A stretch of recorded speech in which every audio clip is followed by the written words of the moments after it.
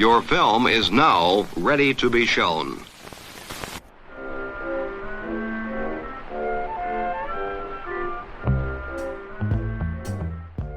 Good morning.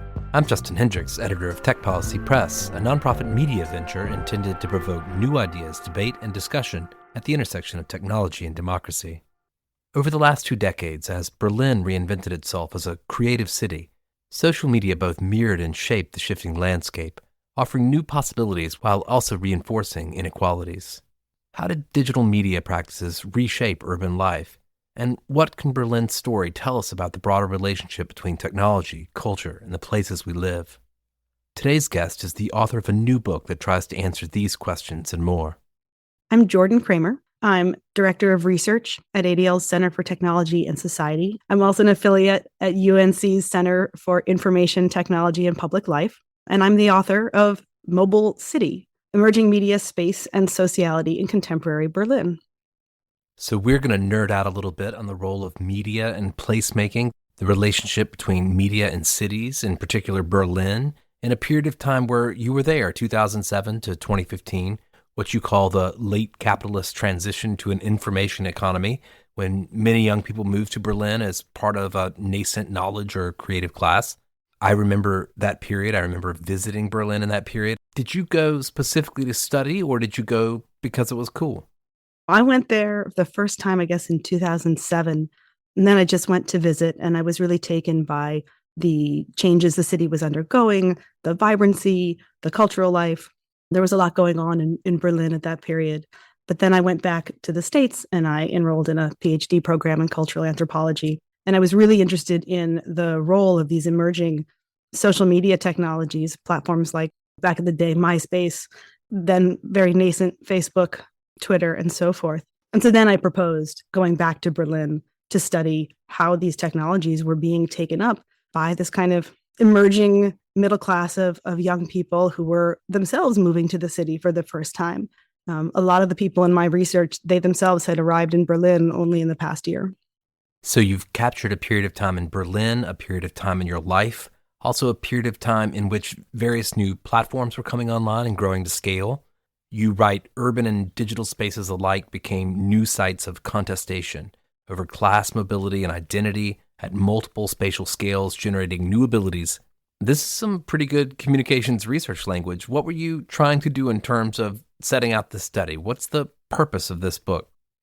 I think when I first started looking at social media, and particularly in context of youth and youth culture, there was still a lot of anxiety and a lot of concern about what young people were doing online. I worked for a youth development nonprofit between completing my master's and going to study for my PhD. And there was just all this concern about MySpace and what young people were getting up to. And I realized there was not a lot of understanding about what it was that people got out of social media and what they were doing online. But as an anthropologist, it was really important for me to understand those practices in the context of people's everyday lives, not just about what people do on platforms, but how the way they interact online is very much based in what they're doing every day. But one of the things that made what I found in Berlin really different from what I had been seeing in the US context is that the way people spent time together online, it wasn't seen as a source of isolation or a space that was really different from everyday life. The same groups of friends spent a ton of time getting together with each other. And some of this is about age and stage of life. Some of it's also about the sort of way urban life is different in a lot of European and other cities. It's a much more dense transit. People spend a lot more time hanging out in either in each other's homes, getting together at cafes. And so I saw that social media were being included in a set of social practices around friendship and broader social networks, rather than being seen as this separate world. So this is the early days of Facebook really taking over things. Your first chapter, you spend quite a lot of time on Facebook. This idea of inhabiting the local online, the idea of localness as a kind of media experience in addition to place experience. What are some of the features of this?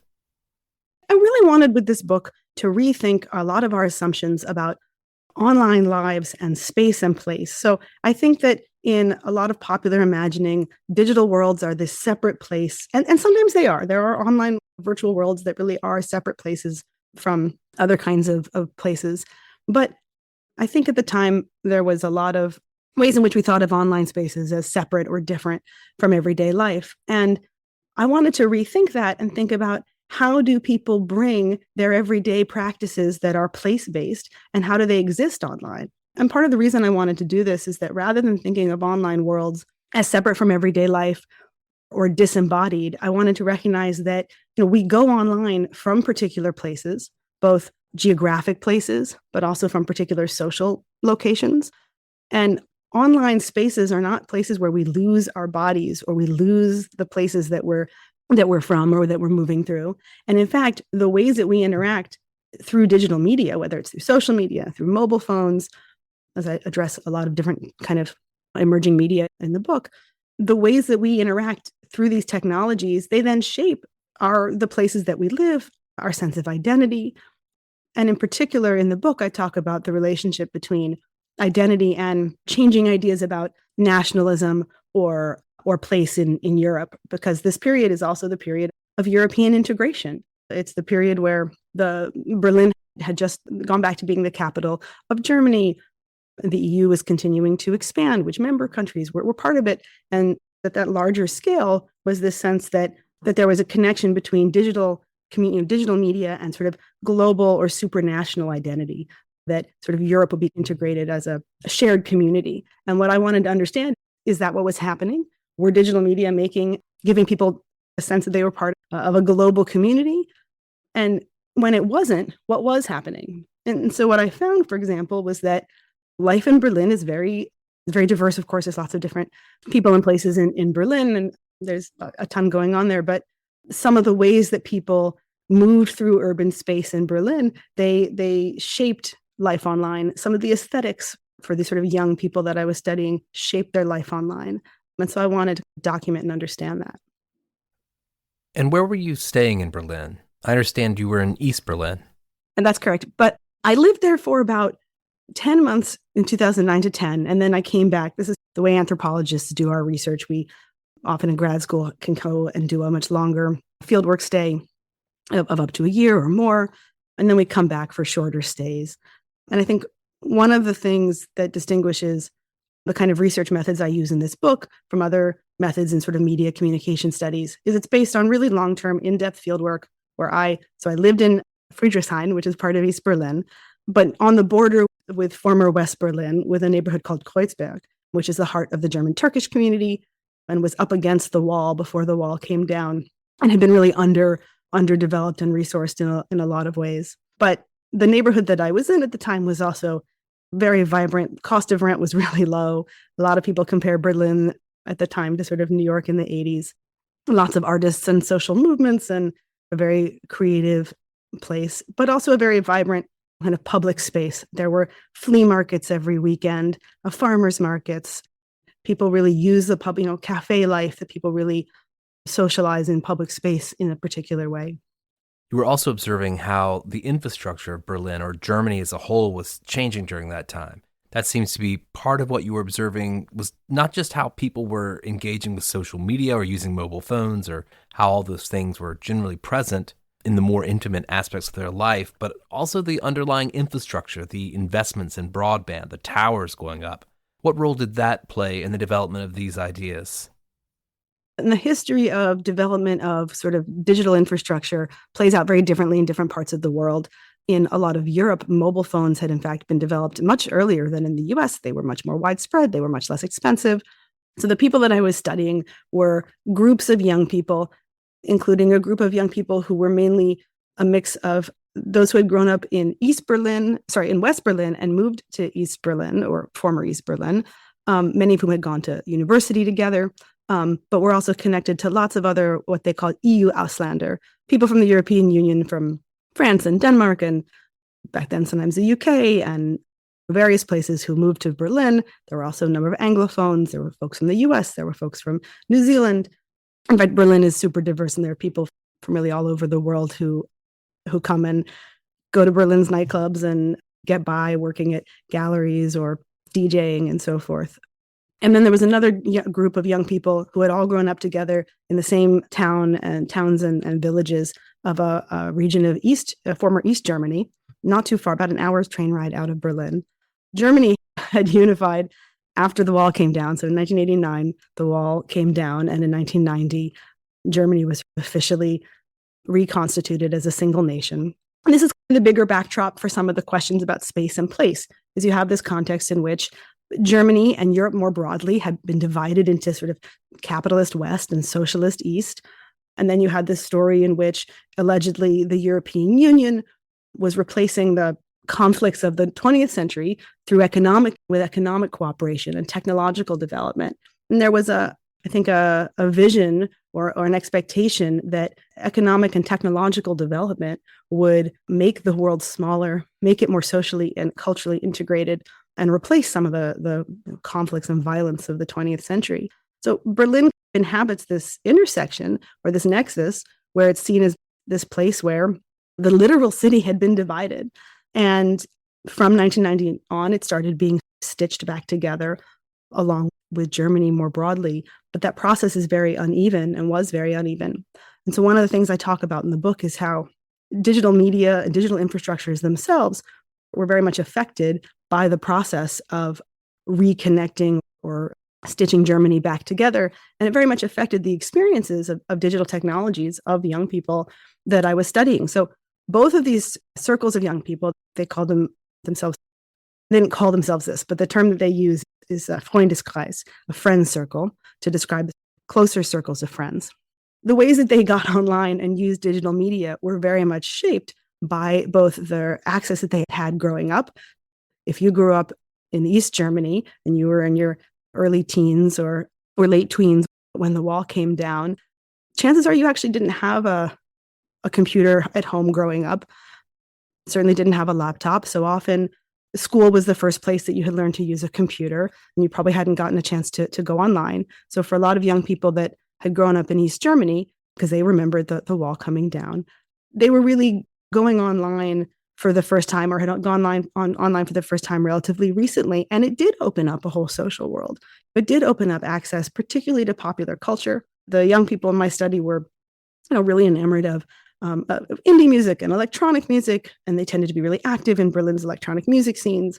And for them, both digital media and being in Berlin opened up new social worlds, right? It wasn't just about like technology makes the world more global.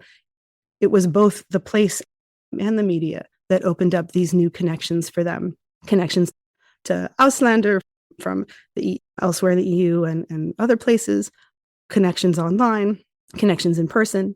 And then I think, but for young people who had grown up in West Germany, it was a little bit different. They had been online earlier. They had been using computers earlier. It lowers the barrier a little bit to navigating these technologies. They're not as novel. You're a little more familiar with them. So even though Germany hasn't been divided in, let's see, when I was there, it had been 15 years and now it's been 26 years, right? And yet the divide still shapes people's experiences of technology. It shapes the transit system, which actually still reflects the way that the subway had been taken down in East Germany, and so there were tram cars instead. And so still today, Berlin's public transit reflects that history. So this technological layer is being added on top of how Berlin is set up and governed. You write that mobile media encoded normative assumptions about class selfhood and mobility, reflecting their design by and for tech professionals. How did you see that play out? What was the vision of those tech professionals? We still see this, I think, in a lot of the ways that technology is designed today. In Berlin, in the sort of 2000s and 2010s, I saw it in the way that mobile devices and mobile apps, for example, were very much designed with certain kind of assumptions in place about what people are going to do with them and who's going to use them. For example, at the time, there was a popular app called Kype, which was very similar to Yelp, and it was full of the kinds of restaurants that young professional middle class was interested in going to. And so the app made it really easy to find and review those kinds of places. And sure, you could add other places. You could add the local Spätkauf, which is a convenience store, but people didn't. And so what I try to argue is that these technologies both have assumptions built into them about what they're for. So a lot of mobile media, the smartphone actually was modeled on the personal digital assistant, right? But what is a personal digital assistant, right? It's a tool for an office worker. So the tools that it comes with are good for office work. It has a calendar and it has contacts, and it has all these kinds of features that assume that you're going to use it in a particular way. Now, of course, people are creative and they appropriate technology and they make it work for them. Anthropologists have found examples across all kinds of different cultural contexts of the ways in which people adapt technology to their social and cultural context. So I think that just because a technology is designed for a particular user or with a particular set of ideas about use in mind, that never determines what people do with it. And in fact, one of the things that really struck me every week at the apartment that I lived at with roommates who, like I said, had grown up in former East Germany. Well, they grew up in East Germany before the Wende.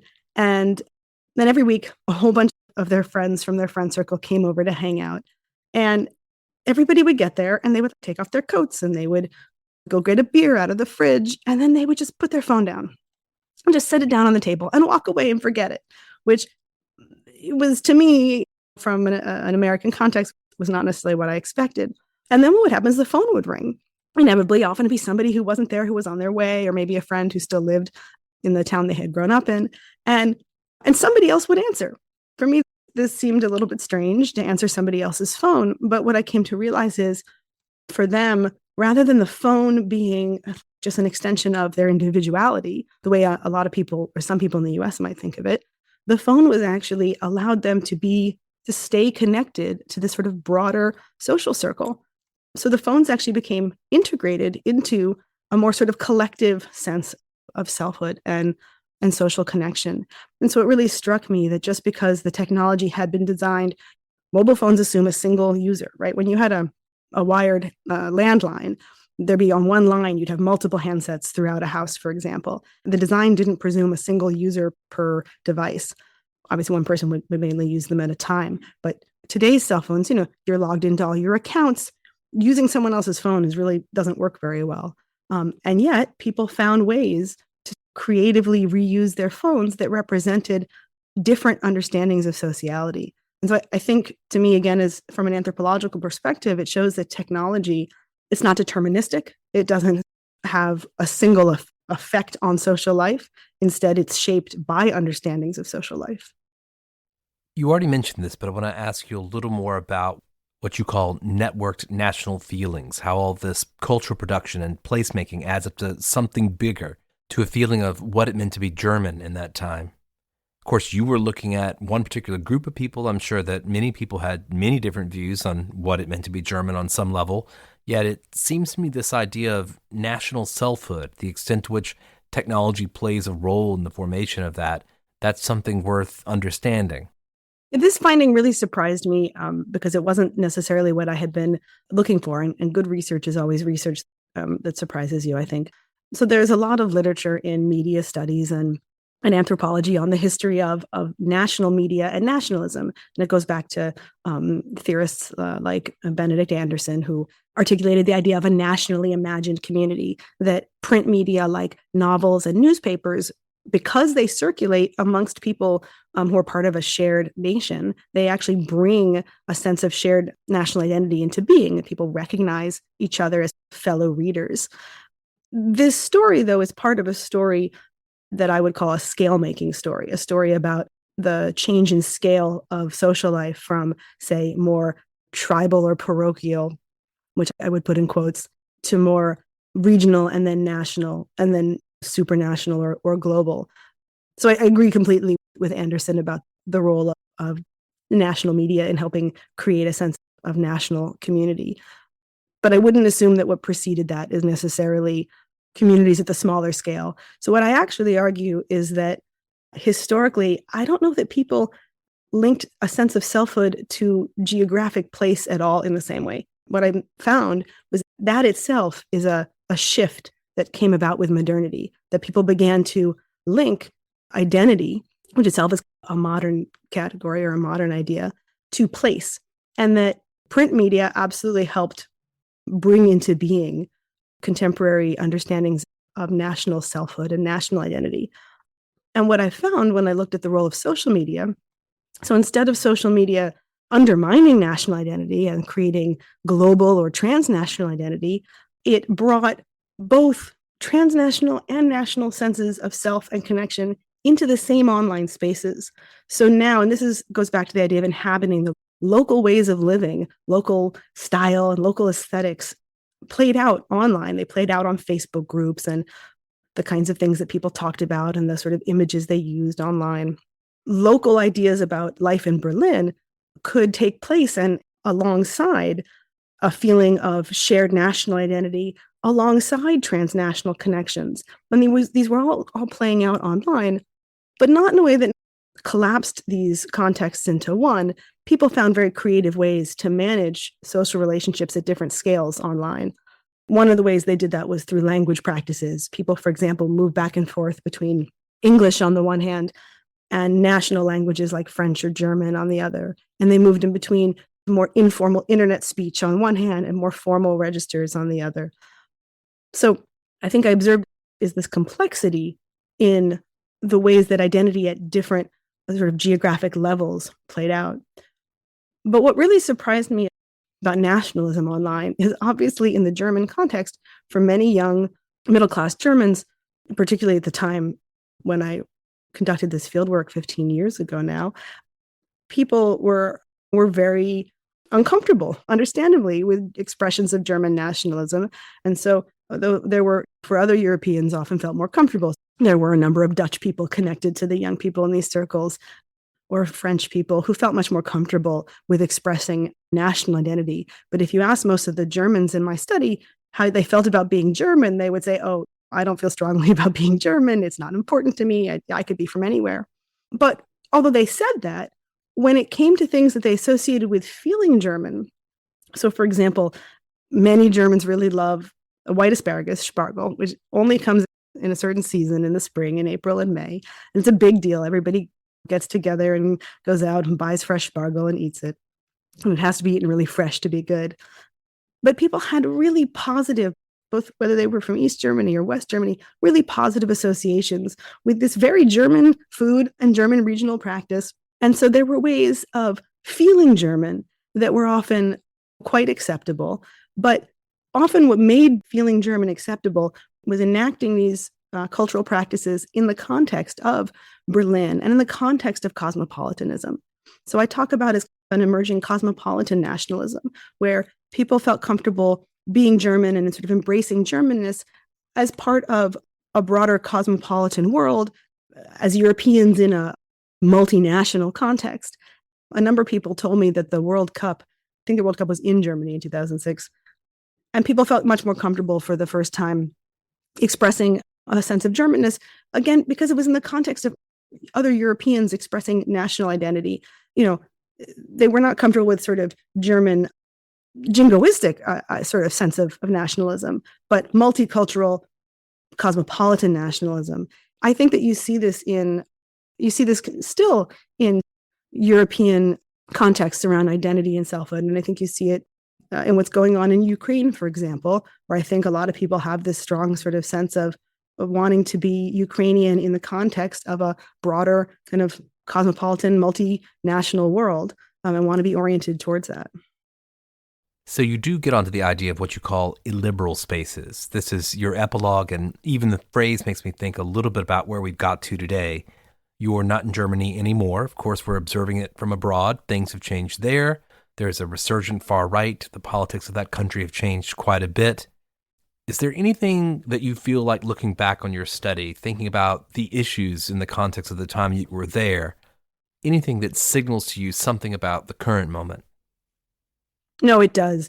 And I think that one of the things that was interesting for me about writing this book is because I wrote it over an extended period of time. I had the luxury of hindsight and the ability to put the practices that at the time were contemporary into some perspective and to see some of the arc of changes. So I set out to write about the ways in which digital media don't necessarily make social life any more global, or don't necessarily dissolve national connection, and they don't replace local ways of doing things. Set out to ask those questions and look at that.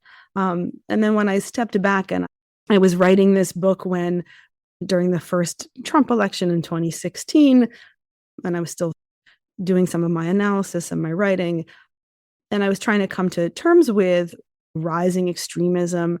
I went back to Berlin in 2015 to follow up on my fieldwork. And I found that there were far right groups like Pegida, which is an anti-Muslim, anti-immigrant group.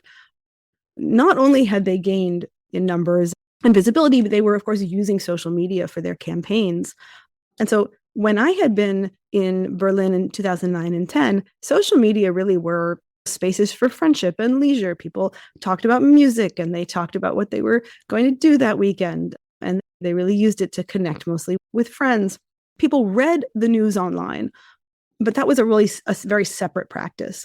And people didn't mostly talk about the news on their social media accounts. But by 2015, there had been a big shift, and social media had become much more political and sometimes politicized spaces where people did talk more about politics. They took more of a stand on issues. And some of these changes, I think, were really positive. I mean, a number of the people in my research, for example, got much more active in addressing issues of gender inequality in music scenes and addressing other sort of broader political questions around immigration in Europe. Some people went and volunteered to help migrants who were coming to Europe. So I think that there were ways in which these technologies enabled new forms of political organizing and mobilization. But Facebook, in particular, but other platforms as well, made a lot of very intentional changes to their platforms from starting in at least 2013.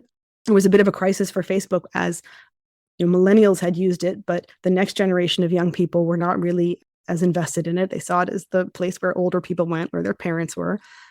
And so Facebook had to figure out how to monetize their platform.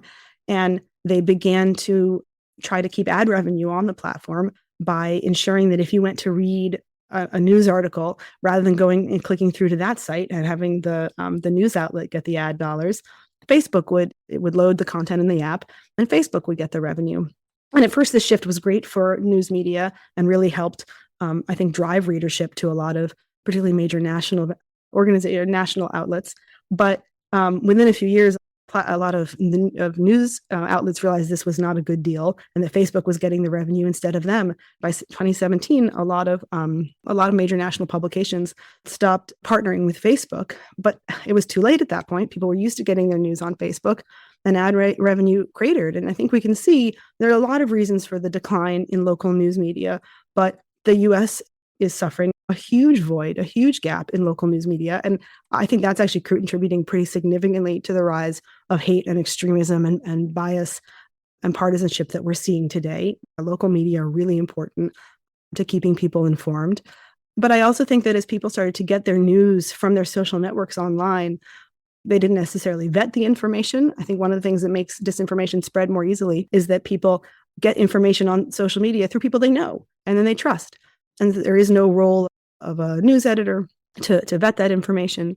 And so I think that these platforms have taken steps that have allowed them to be weaponized and allowed them to become more divisive and polarized. But I don't think it's deterministic. I don't think technology has to have these effects. I think living in a really unequal society has those effects. And I think that a lot of research supports that. But what's happening that I think is continuing to shape our current media ecosystem is that what I call the sort of scales of social life that had been expanding, the sort of transnational connections and so forth, some of those scales started breaking down. And it was actually beginning when I was in Berlin with the Euro crisis of 2009, and then the sort of sovereign debt crisis in Greece and Spain, where Germany and other European EU nations, mostly northern EU nations, bailed out a number of southern countries, and the euro lost a lot of its value. And then as a result, a lot of nations embraced austerity measures, and we're still living with the consequences of a lot of those. And then following that, Britain, the same year that the United States elected Trump the first time, Britain voted to leave the European Union. The European Union was supposed to be this achievement of scale making, of expanding the scale of social life. In the book, I compare the sort of fantasy of the world getting more connected to Star Trek, right? Because in the world of Star Trek, the same thing happens. The whole Earth becomes a shared country, and then it joins up with various intergalactic alliances or galactic alliances. But the vision is the same, that we'll achieve peace and prosperity by having a larger polity that's more unified, right? That the territorial organization of society will get bigger and more global. And instead, what we saw was some of those scales started to break and fracture, and Britain left the EU. And I think we've seen the rise of increasingly illiberal governments across Europe and now here in the US. And so I think these things are connected, and that technology does have a lot of potential for sure to be democratizing, to make horizontal connections, to build social capital. But historically, technology exists to concentrate capital and to extract value from labor. And so I think that we're seeing social media ultimately has become very concentrated in the hands of a few very wealthy people, and of course can now be used to support their political goals and their economic goals. And I fear the same will happen with AI. And I think a lot of these same conversations are playing out around AI. You and I both live in New York. We live in the United States now at a particular moment in time. You've just mentioned AI. We talked a little bit about the growth or resurgence of the far right in Germany. We're seeing our own far right movement here in the United States. What does the anthropologist in you tell you when you look closer to home? Is there anything you see with some of the learnings of this book in your mind that explain this moment in New York or in the United States to you? After I came back from Berlin and actually went back to California, and then I finished my PhD and I moved to the East Coast, and I ended up in Brooklyn, as people sometimes do. And I was here during the pandemic. One of the things that I was really interested in following up on after my work on sort of social media in Berlin was precisely what was happening in places like Brooklyn and New York. And in the pandemic, these questions around the role of digital platforms and placemaking suddenly became very front and center when all of the spaces that people had been able to get together in shared, what you might call in-person or co-present, were suddenly unavailable. Since I finished this book, I've conducted research on the role of digital platforms in neighborhood life, and particularly neighborhood organizing. And I think that one of the really positive things that I saw during the pandemic was that tools like Facebook, which were meant to connect young college kids and then have been monetized, were actually being used by mutual aid groups and Buy Nothing groups, and were being used by neighbors, and they were being used to organize people to engage with the city around urban planning and city planning projects. Partly because of the dearth of local news media, social platforms and social media have offered these alternative spaces for very hyper-local life to unfold, and for people to organize and to meet up and to, again, provide mutual support and care. To me, that's our sort of best frontier going forward in the current time and place, when I think, federal legislation and federal government is going to be very much up in the air as to whether it will actually support most Americans' real needs, particularly as inequality continues to grow, as the climate crisis continues to worsen. And so I think that, and I don't think we should be relying on the mega platforms like Facebook if we can avoid it. I think there's a real need for platforms that better meet the needs of mutual aid networks and local communities. And in fact, what I've found in this research is that the biggest frustration people had is that the tools that are available to them, Slack and Google Suite and Facebook and so forth, and even Nextdoor, they're designed for office use and for white collar work, or they're designed for sort of individual entrepreneurs. They're not really designed for mutual aid and care or for community organizing. So I think that there is a need for tools and technologies that are more decentralized, that are easy to use, that communities really get to drive and design. And so I think that's where I see a positive role for digital platforms, is to recapture the potential that I think many of us hoped social media would have 20 years ago, but be much more accountable to the communities that are using them. Is there a next book for Dr. Jordan Kramer? I've done a year of field work, and I've written up a little of my findings, but it would be great if I were able to sit down and write that book on the role of digital platforms in local community life. But we'll see. Well, perhaps when that book comes along, we'll have another chance to talk. This book is called Mobile City: Merging Media, Space, and Sociality in Contemporary Berlin. It's by Jordan H. Kramer and available from Cornell University Press. I appreciate your contributions to Tech Policy Press, and certainly your expertise on this matter, but also on the matters that you address in your day job. Grateful to you for all that you've done to help inform us on these things. Jordan, thank you so much. Thank you so much, Justin. I've been so happy to be on your show. And I am also so thrilled to get to read TPP. It's where I get informed about tech policy. So thank you, too.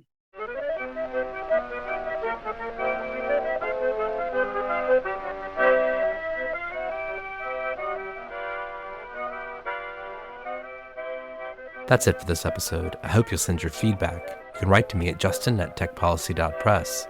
Thanks to my guest, thanks to my co-founder, Brian Jones, and thank you for listening.